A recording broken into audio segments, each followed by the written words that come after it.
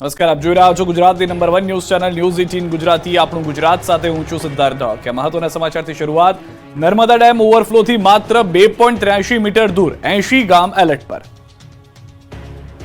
ગુજરાતની જીવાદોરી નર્મદા બંધની મહત્તમ સપાટીએ પહોંચવાની તૈયારીમાં છે. હાલ નર્મદા ડેમની સપાટી 135.74 પર પહોંચી ગઈ છે. હવે નર્મદા ડેમ છલકાવાથી માત્ર 2.83 મીટર દૂર છે. ઇન્દિરા સાગર અને ઓમકારેશ્વર ડેમના 13 દરવાજા ખોલાતા હજુ 2,28,059 ક્યુસેક પાણીની આવક આવી રહી છે. નર્મદા બંધ એની મહત્તમ સપાટીને પહોંચવામાં 2 મીટર બાકી હોવાને લઈને રૂલ લેવલ મેન્ટેન કરવા માટે 23 દરવાજામાંથી 9 ગેટ ખોલી 1.35 લાખ ક્યુસેક પાણી નદીમાં છોડાઈ રહ્યું છે.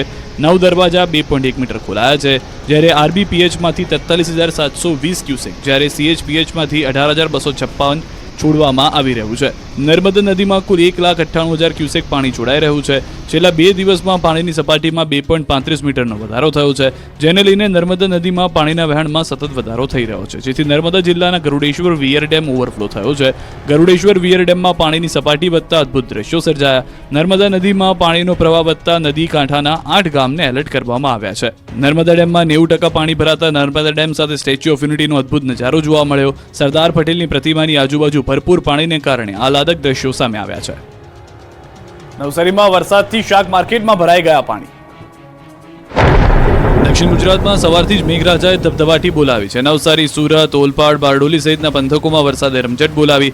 નવસારી અને ગણદેવી તાલુકામાં ધોધમાર વરસાદ પડતા રોડ પર પાણી વહેતા થઈ ગયા હતા. નવસારી શહેરમાં આવેલો ડેપો, તિઘરા રોડ, સ્ટેશન રોડ સહિતના અનેક વિસ્તારોમાં વરસાદી ઝાપટા પડ્યા. નવસારી શહેરના અનેક માર્ગો ઉપર સામાન્ય વરસાદમાં પાણીનો ભરાવો જોવા મળ્યો. ગણદેવી તાલુકાના બિલીમોરા શહેરમાં પણ વહેલી સવારથી વરસાદી ઝાપટા પડતા રોડ પર પાણી ભરાયા. વરસાદના કારણે લોકોને બફારાથી છુટકારો મળ્યો તો ખેડૂતો પણ ખુશ થયા. આ બાજુ નવસારીની શાક માર્કેટ પાણીની માર્કેટ બની ગઈ. માત્ર અડધો કલાક આવેલા વરસાદે નવસારી પાણી કરી દીધું. ભારે વરસાદથી પાલિકાની બાજુમાં આવેલ શાકભાજી માર્કેટમાં વરસાદી પાણી ભરાતા લોકો પરેશાન થયા. પાણીનો યોગ્ય નિકાલ ન થવાને કારણે લોકોને હાલાકી ભોગવવાનો વારો આવ્યો. શાકભાજીના વેપારીઓ અને ગ્રાહકો ઘૂંટણસમાં પાણીથી પસાર થવા મજબૂર થયા. દ્રશ્યોમાં જોઈ શકાય છે કે લોકો ગોઠણડૂબ પાણીની વચ્ચે ઉભા રહીને શાકભાજીની ખરીદી કરી રહ્યા છે. સ્થાનિક તંત્ર પાસે પાણીના નિકાલની માંગ કરી. સુરતમાં સવારથી ઝાપટા શરૂ, હિલ સ્ટેશન જેવું વાતાવરણ જોવા મળી રહ્યું છે. દક્ષિણ ગુજરાતમાં ભારે વરસાદની આગાહી હવામાન વિભાગે કરી છે, ત્યારે સુરત શહેર અને આસપાસના વિસ્તારમાં સવારથી વરસાદે જમાવટ કરી છે. સુરત જિલ્લામાં મેઘરાજાએ પધરામણી કરતા રોડ પાણી થઈ ગયા છે. સવારે ધીમી ધારે શરૂ થયેલો વરસાદ બપોર પડતા ધોધમાર બનીને તૂટી પડ્યો.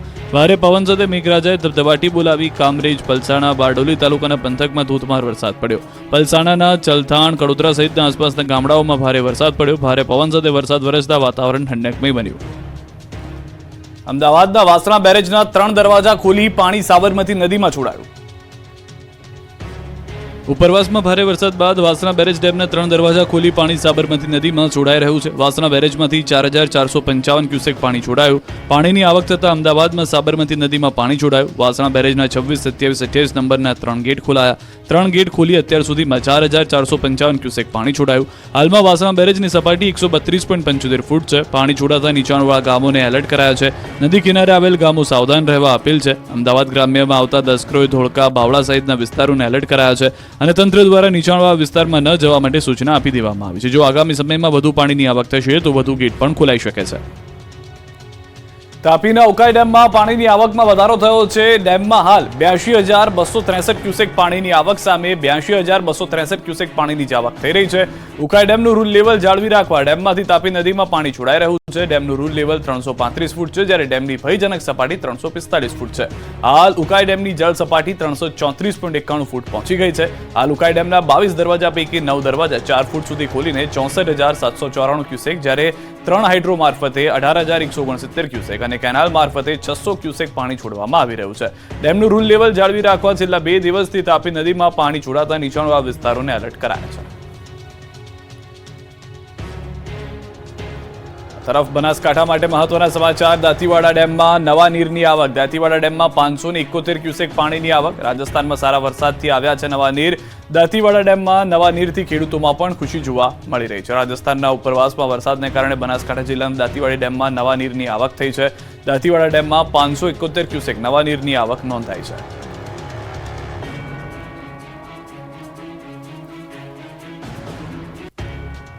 ઉત્તર ગુજરાતમાં ઓછા વરસાદથી ડેમોના તળિયા દેખાયા. નર્મદાનું પાણી ઠાલવવા માંગ તો રાજકોટને મળ્યું છે નર્મદાનું પાણી. નર્મદા ડેમમાંથી પાણી છોડાઈ રહ્યું છે ત્યારે ઉત્તર ગુજરાતના ડેમોમાં પાણી છોડવા માટે ધારાસભ્યએ પત્ર લખ્યો છે. બીજી તરફ રાજકોટ આજે એક ડેમમાં નર્મદાનું પાણી છોડાયું છે. પાટણના કોંગ્રેસના ધારાસભ્ય કિરીટ પટેલે સીએમને પત્ર લખીને સરસ્વતી બેરેજમાં પાણી છોડવા માંગ કરી છે.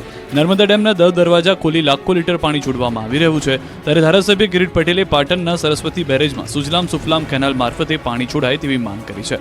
પત્રમાં સરસ્વતી બેરેજમાં પાણી છોડવાથી ઉત્તર ગુજરાતના ખેડૂતોને ફાયદો થશે તેવી વાત કરી છે. જેની વચ્ચે મહેસાણાના ધરોઈ ડેમમાં સામાન્ય આવકથી ઉત્તર ગુજરાતના લોકોની ચિંતામાં વધારો થયો છે. મહેસાણાના ધરોઈ ડેમમાં ફક્ત 440 ક્યુસેક જ પાણીની આવક થઈ છે. ધરોઈ ડેમ ફક્ત 40.33% જ ભરાયો છે. પાણી આવક નહિવત રહેતા ધરોઈ ડેમ હજુ 60% ખાલી છે. જો વરસાદ નહીં પડે અને પાણીની આવક નહીં થાય તો ખેડૂતની મુશ્કેલી વધશે. આ તરફ રાજકોટમાં ઉત્તર ગુજરાત કરતાં વધુ વરસાદ પડ્યો હોવા છતાં ભર ચોમાસે નર્મદા નીરની પડી જરૂર. રાજકોટ શહેરમાં વરસાદ ખેંચાતા સૌની યોજનાનું પાણી શરૂ કરવામાં આવ્યું. વરસાદ ખેંચાતા અને નર્મદા ડેમની સતત સપાટી વધતા સૌની યોજના હેઠળ પાણી આપવાનું શરૂ કરવામાં આવ્યું. આજી એક ડેમમાં 200, વેરીમાં 260 MCFT પાણી આપવાનું શરૂ. આવતા મહિનાથી ન્યારી એક ડેમમાં નર્મદાના નીર ઠાલવવાની વિચારણા. રાજકોટમાં વધુ એક સાગઠિયો ઝડપાયો. રાજકોટ મનપાના ઇન્ચાર્જ ચીફ ફાયર ઓફિસર 1,80,000ની લાંચ લેતા રંગે હાથે ઝડપાયા. રાજ્યમાં લાંચિયા અધિકારીઓનો રાફડો ફાટ્યો હોય તેવું લાગી રહ્યું છે. એમાં પણ રાજકોટમાં તો લાંચિયા બાબુએ તમામ હદો પાર કરી નાખી. રાજકોટમાં વધુ એક સાગઠિયો ઝડપાયો છે. રાજકોટ અગ્નિકાંડ બાદ પણ ફાયર વિભાગના ભ્રષ્ટ અધિકારીઓ પોતાનો ભ્રષ્ટાચારનો ધર્મ છોડતા ન હોય એ રીતે આજે રાજકોટ મનપાનો ઇન્ચાર્જ ચીફ ફાયર ઓફિસર 1.80 લાખની લાંચ લેતા રંગે હાથ ઝડપાયો. રાજકોટ મહાનગરપાલિકાના in-charge chief fire officer Anilkumar Becharbhai મારુને એસીબીએ 1.80 લાખની લાંચ લેતા રંગે હાથ ઝડપી પાડ્યો. તે શહેરમાં એક બિલ્ડરમાં પોતે કરેલા ફાયર સેફટી અંગેનું NOC in charge chief fire officer પાસે મેળવવા માટે ગયો હતો અને ત્યારે જ અનિલકુમાર મારુ ફરિયાદી પાસેથી ₹3 લાખની લાંચ માંગી હતી. જો કે ફરિયાદીએ લાંચના 1.20 લાખ રૂપિયા આપ્યા હતા અને ઇન્ચાર્જ ચીફ ફાયર ઓફિસરને બાકીના લાંચના રૂપિયા 1.80 લાખ 4-5 દિવસમાં આપવાનું કહ્યું હતું. ઉલ્લેખનીય છે કે રાજકોટમાં લાંચ કેસમાં જ સાગઠિયા જેલમાં છે. સાગઠિયાની આવક કરતા 410% સંપત્તિ વધુ મળી આવી. ત્યારે સવાલ એ છે કે હજુ રાજકોટમાં આવા કેટલા સાગઠિયા? શિષ્યવૃત્તિમાં ભેદભાવના આક્ષેપ સાથે સુરતમાં કોંગ્રેસનો વિરોધ. સુરત મહાનગરપાલિકાઓની શાળા બહાર કંઈક આ રીતે કોંગ્રેસે વિરોધ કર્યો. બાળકોને આપવામાં આવતી શિષ્યવૃત્તિમાં ભેદભાવ થતો હોવાના આક્ષેપ સાથે કોંગ્રેસે હલ્લાબોલ કર્યો. કોંગ્રેસના નેતાઓએ ગરીબ બાળકોને શિષ્યવૃત્તિથી વંચિત રાખવાનું બંધ કરવાના બેનરો સાથે વિરોધ પ્રદર્શન કર્યું. બેનરો સાથે સ્કૂલની બહાર સૂત્રોચ્ચાર કરી હોબાળો મચાવ્યો. સરકાર દ્વારા શિષ્યવૃત્તિમાં અલગ નિયમો બનાવવામાં આવ્યા હોવાના આક્ષેપ કર્યા. સુરતમાં ગુજરાત બહારના વિદ્યાર્થીઓને શિષ્યવૃત્તિ ન મળતી હોવાનો દાવો કર્યો. વિદ્યાર્થીઓને મળતી શિષ્યવૃત્તિને લઈને વાલીઓ દુવિધામાં થતા હોવાનો આક્ષેપ કર્યો. કોંગ્રેસ દ્વારા વિરોધ કરી તમામને શિષ્યવૃત્તિ આપવા માંગ કરી.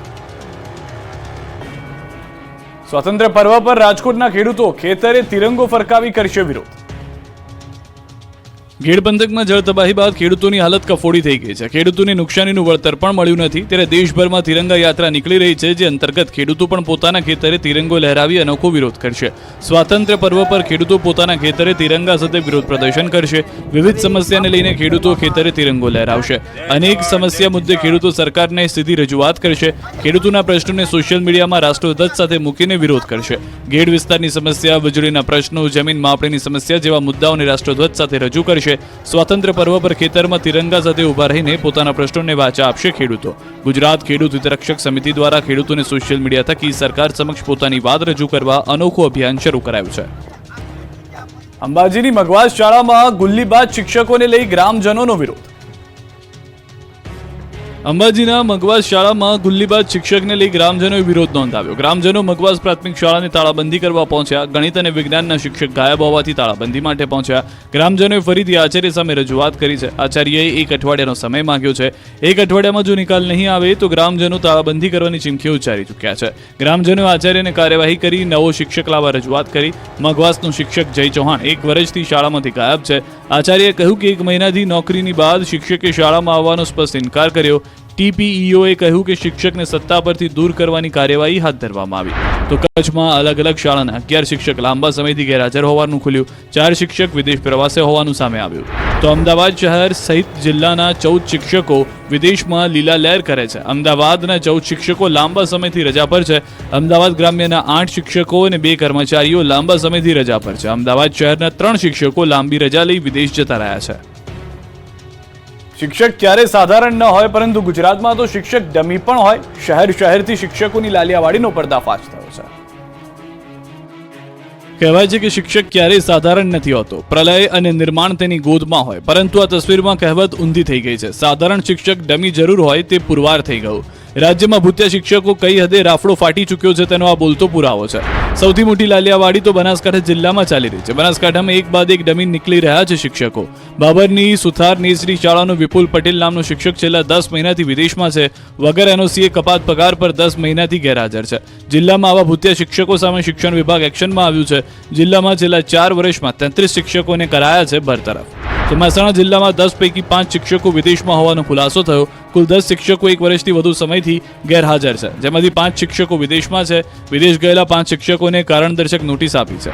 આ તરફ છોટાઉદેપુર જિલ્લાના સંખેડા તાલુકાના કલેડિયા ગામમાં આવેલી પ્રાથમિક શાળામાં એક શિક્ષિકા વિદેશમાં છે. છેલ્લા 2.5 વર્ષથી વિદેશમાં શિક્ષિકા જલસા કરતા હોવા છતાં આ શિક્ષિકા સામે કોઈ પગલાં ભરાયા નથી.